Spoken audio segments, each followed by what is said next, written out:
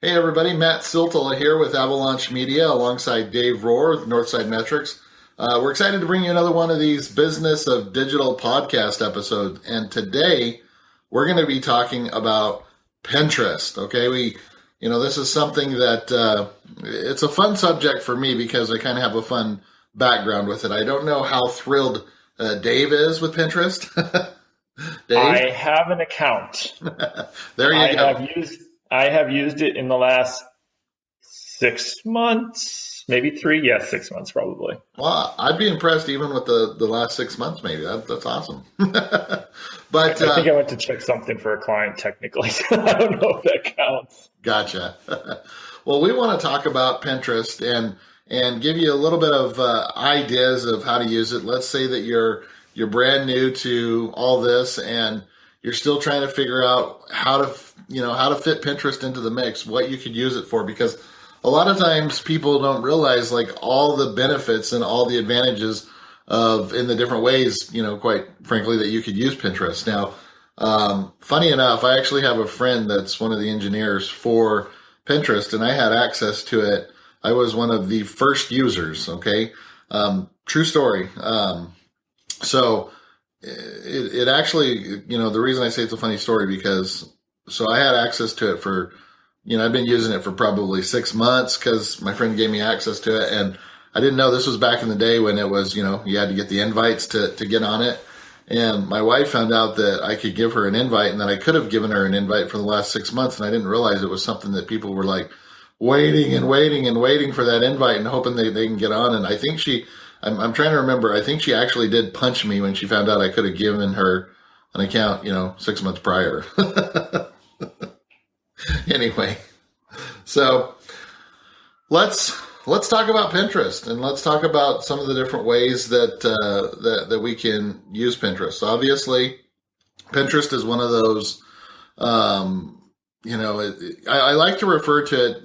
Dave, remind me. Did you ever get really involved with the old school dig.com?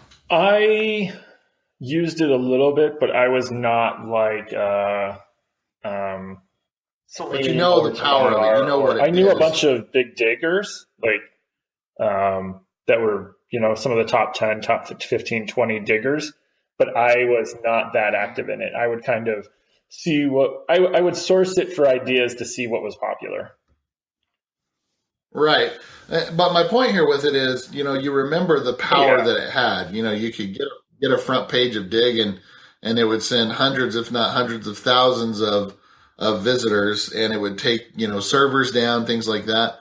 I often tell people that Pinterest was my, my Dig replacement, if you will. It just has that kind of power. It has that kind of just reach, but it's also one of those platforms that people stay on longer, and it can actually help drive and drive sales, drive actual business and drive sales and things like that. And it's interesting to see over the years how it's evolved. And, it's funny to watch my wife yell at us marketers. We marketers tend to get yelled at for everything. They say we ruin everything, but I don't think it's true. Maybe it's true. Many things. But so let's talk a little bit really quick though about some stats. Okay.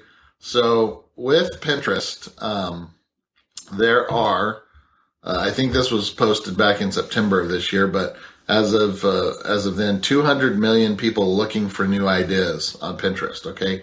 So if you're sitting there saying, all right, I'm not going to use Pinterest because that's just one more thing I don't want to get into, or one more social media I just don't understand, or whatever. Just think of those 200 million people each month that are interested in looking up stuff that you're missing out. Okay. 48 million pinners come to Pinterest monthly for just beauty ideas alone. Okay. And I see this in my own house, and something that I thought was interesting that I thought I would share here.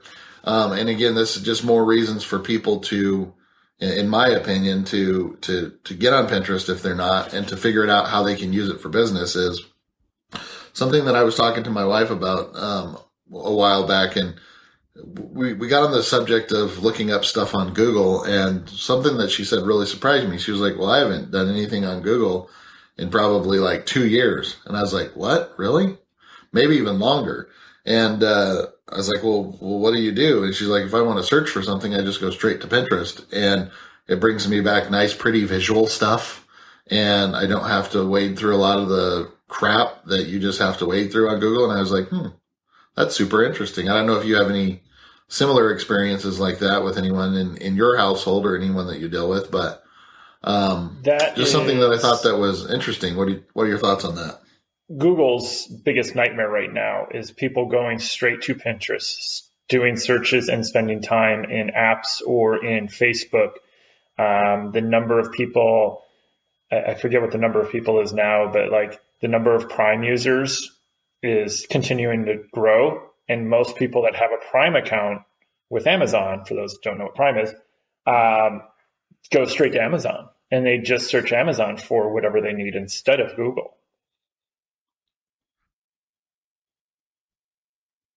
Well, that was my thought when you said that's Google's biggest nightmare. I instantly thought of those that you did: Facebook, Amazon, Pinterest. These are, and again, it's not like the traditional search where people would go to Google to look up stuff on these different places. They're going right to the apps. Like, you got to be optimizing for Pinterest. You got to be optimizing for Amazon. You got to be optimizing for Facebook and getting your content on these platforms. And so I think that was just more to your point. We kind of talked about in another episode. Oh, go ahead. Did you have something? All of your eggs in one basket, whether it's Pinterest, Facebook, or Google. But things changed. And there used to be, like you said, Dig used to drive a ton of traffic, and people built these profiles on Dig. There's probably a lot of people that would listen, or, even if I was to talk to my kids who are, 14 and even 21, 22 now, like, do you know what Dig is? What? No, I never used Dig. I don't know what you're talking about. What about MySpace? No. The number of social medias networks that have come and gone that used to destroy traffic. Yeah. And you bring up a really good point, because, it's something that, and again, we've talked about this in past episodes, but it really does drive home the point of being diversified, because I know people that had just businesses on Vine or just businesses on, and I know some that have just businesses on Pinterest, but what happens if all of a sudden Pinterest goes away? Now, I know that everyone's saying, oh, it's never going to go away, but I guarantee you 8-9 years ago, or however long in its prime, everyone that was on MySpace, and it was the biggest thing at the time, nobody ever would have. There's not one person that would have said, yeah, it's going to go out of business. Wrap it into its own vertical search engine, and your Pinterest account would go away. Yeah. Well, that was my next thing, is that they could buy it and then kill it. Or kill it like they do with everything else.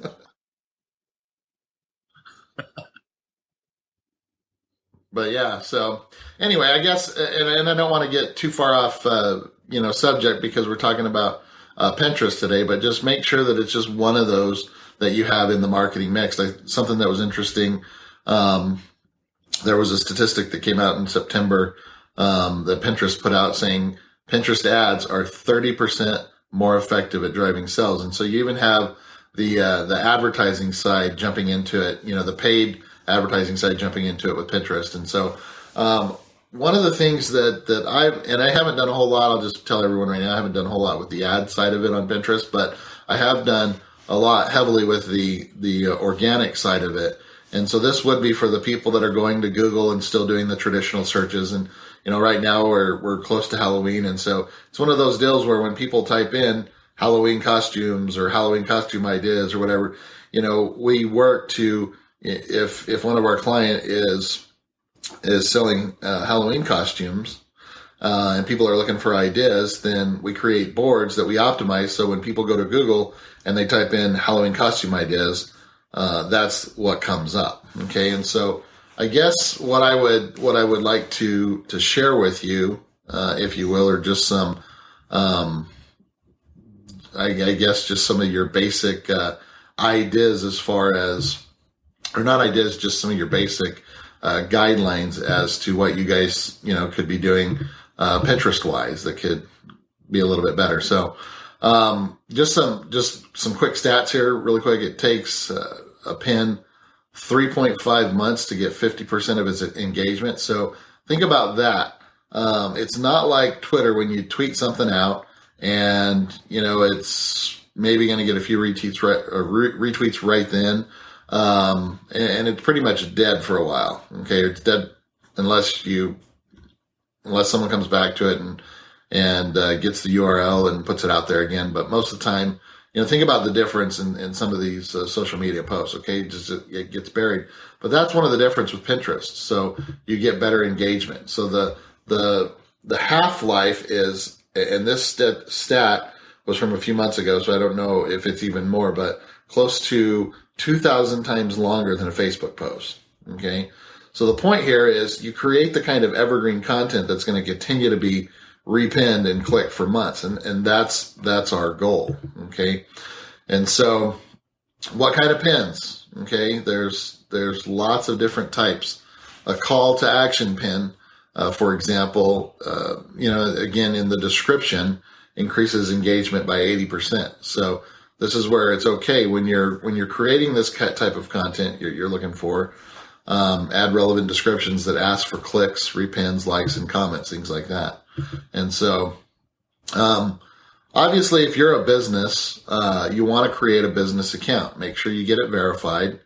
A lot of people that are on Pinterest don't know that, hey, I can go and create a business account. One of the things that I love with Pinterest and the business account side of it is you get and especially analytics. for e-commerce and sites. We all love analytics, right, sign Dave? up. Right, Dave? Yeah. Well, and the thing that I love about it is I use it for lots of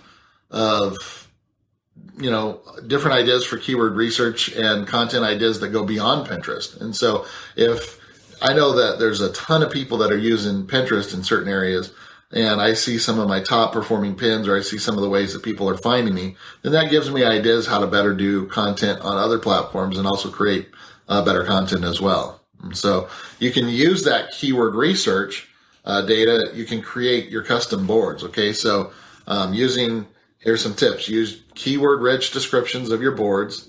In other words, like holidays, for example, we talked about Halloween, demographics, specific themes, create shared boards. These are things that you should all be doing, okay? For business users, you got to really understand how it all works with the title and with the description. So a title that's embedded into the image, it's going to help it stand out more. It's going to help it get more pins and shares. And so this is where maybe you could talk a little bit on this, Dave, but maybe giving people ideas and what they can do. You have a piece of content, you got to test it to make sure it works on all different platforms. I don't know if there's any tools for that, or if you have any ideas on that. I know.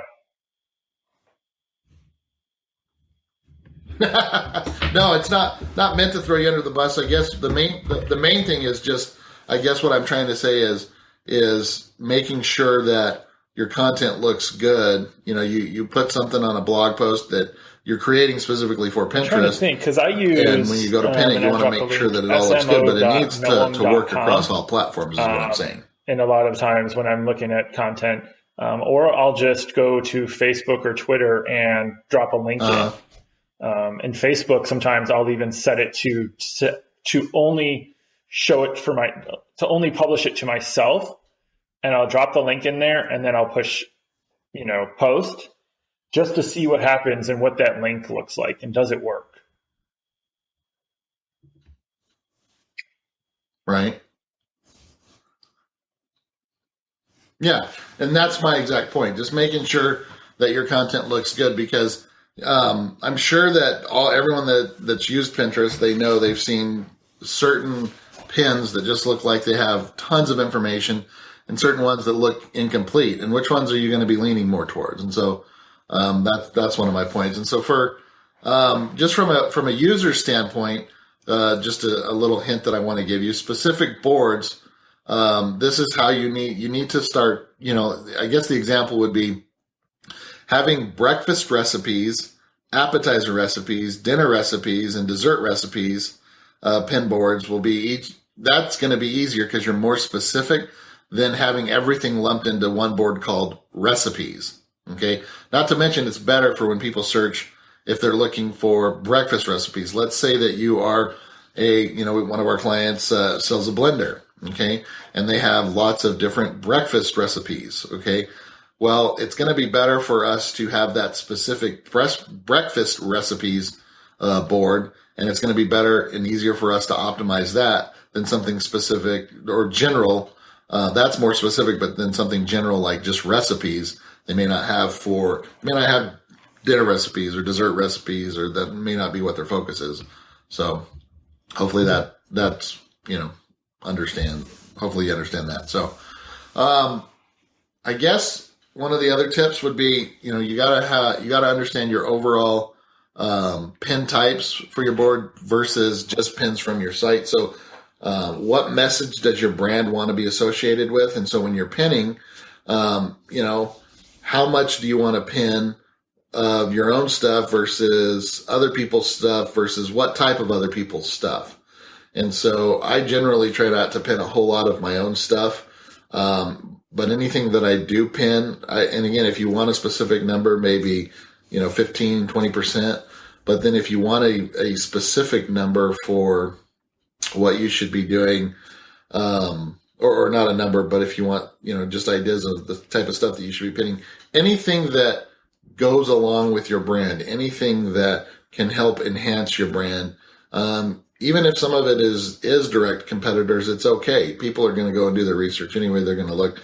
But those are just some ideas that I have there as far as what would be some obvious industries that could really any thoughts on that, Dave? And easily leverage Pinterest besides like an e-tail? I think you talked about makeup or beauty supply stuff.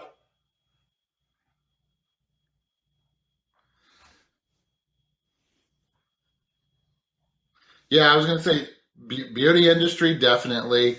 Anything, fitness industry, there's lots of niches within that. Okay. I know that fitness in itself is a very, huge category. But within that, like, what are your, what specifically can you carve out?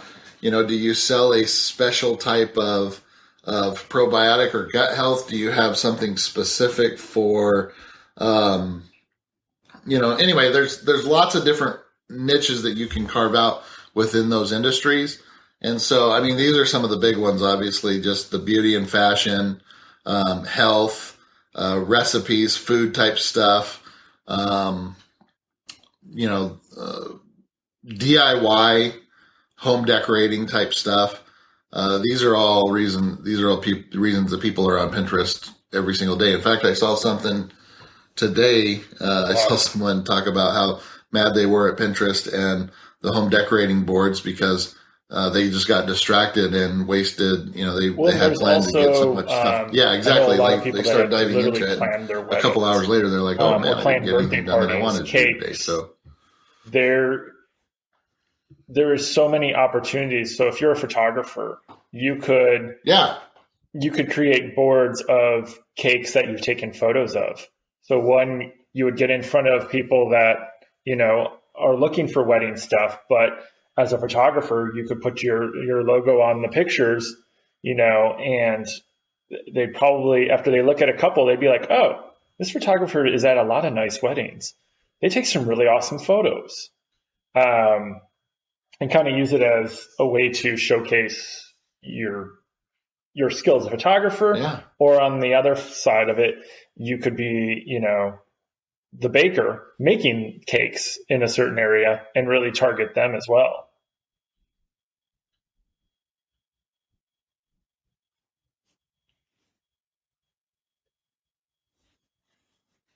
Yeah, I like that. And when you're talking about the photography, it gets me thinking about one of the biggest tips that I have for people when they're, especially business owners new to Pinterest or wanting to do something with it, is make sure you're creating content with your products in context. Okay. So don't just have a picture of the handbag or the piece of jewelry, with the white background and it just by itself. Have that piece of jewelry or that piece of clothing or that coat or that purse or whatever, have it on someone, have it used in context, and let people, let users see exactly how it looks. And so that would be one of my other biggest tips for you. So One of the things that you were talking about, Dave, some of the best pins. I was looking for the article and I found it, but this is generally what, and it's kind of funny if you think about how we are as humans. It's kind of funny how it works out, but fitness ends up being, some of the best pins on Monday, probably because everyone, yeah, exactly. Tuesday ends up being gadgets just because we're at work and we're bored, and maybe that falls in a little bit of Wednesday, which is inspirational quotes. Thursday is fashion, which makes sense. We're starting to think about it's someone's Friday. Birthday tonight. Oh shoot, someone's retiring. Friday is funny gifts, and that's because we're just looking at crap on the internet because we're bored and we're ready to be done.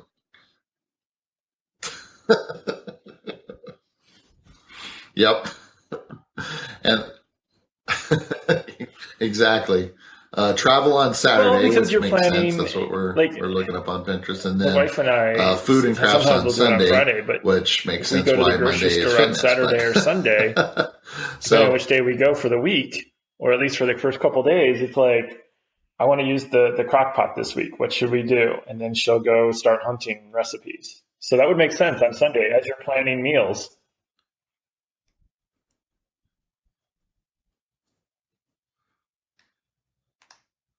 Which, by the way, I did not. My wife did.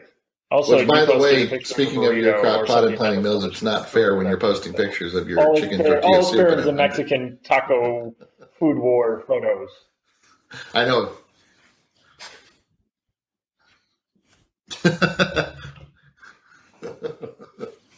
War. Oh, that's funny. So, giving you some more tips. One of the other things, Dave, that people ask me all the time is the best time to pin. And what I do is I usually show them a picture of a clock, and I have a bunch of arrows pointing to like 1 to 2 hours of time. And I say, not like this. Spread it out. Have it more consistent around the clock type stuff. Because, you're not going to ever become a good advanced Pinterest user if you're doing all your pins, especially if you're only pinning your own stuff, all at like 8 o'clock in the morning. I'm going to get my 1 hour of Pinterest in today. Don't do it like that. Okay. Spread it out a little bit. The other thing that people do wrong is the links back to your blog should go directly to the blog post featured in the pin, not just your homepage. And so this is where it gives you more of an advantage for that deep linking as well, which we all know in SEO is a great thing, right? So,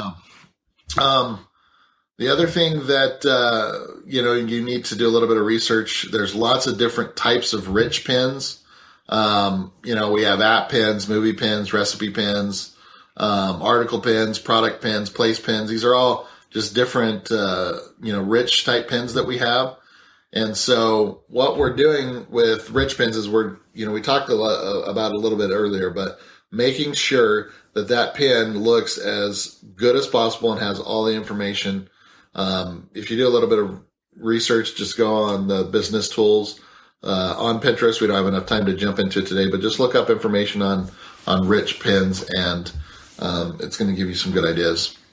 The other thing, if you have been using Pinterest for a long time and you have some really popular boards, and I do this with clients because there's a lot of clients that have huge followings, and they have boards that are established, well established boards that have hundreds of thousands of followers. Well, why not take advantage of those boards that have lots of following? Okay, if you're going to be introducing something new, especially if it's related. If I'm a user on Pinterest and I have a very popular board under health nutrition or health or whatever, then it's very easy for me. Let's say that I have a brand new product that's for gut health. Then you know what? Create a pin that's basically announcing your new board. Okay. So again, promote new boards on already popular established boards. These are some other things that you can do. Don't be afraid to feature your most popular Pinterest content on other social media platforms. Okay. This is where I say take advantage of your stats. Go back to Pinterest, look at the analytics, and see your top performing pins. See what content is the best performing pins, and then share that same content somewhere else. You may need to repurpose it a little bit. You may need to tweak it a little bit or update it or change it, but take advantage of that. This is something that you know people love. They're already engaging with it. So you know what? Just take advantage of it. And so there's also group boards that you can mess with. Pin your most popular stuff to related group boards that are good, and just take advantage of that side of it.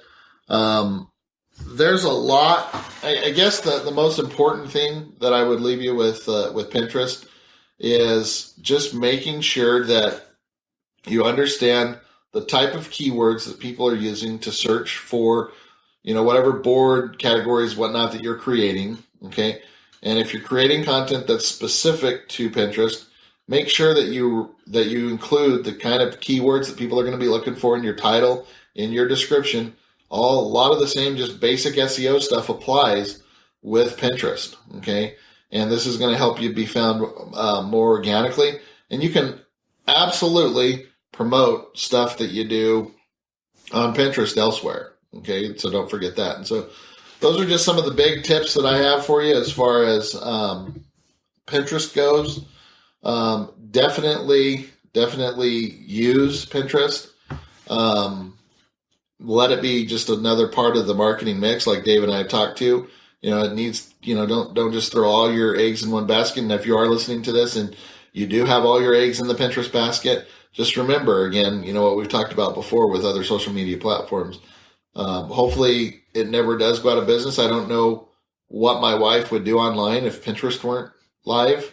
No kidding. You are a Pinterest man, not me. But I don't know. That's really the other thing. I think some of the most important things that I wanted to share with Pinterest, and I think the other thing good for this episode. SEO always drives me crazy, but I also appreciate is Pinterest boards will sometimes rank for certain keywords, right. Even really big like ticket kind of keywords.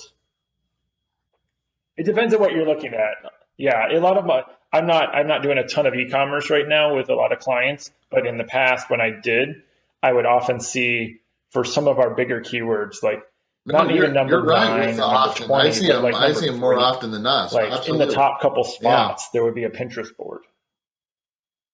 So you can actually impact your SEO by leveraging Pinterest in multiple ways.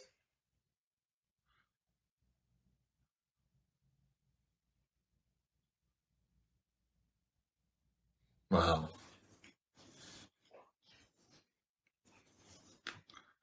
Yeah.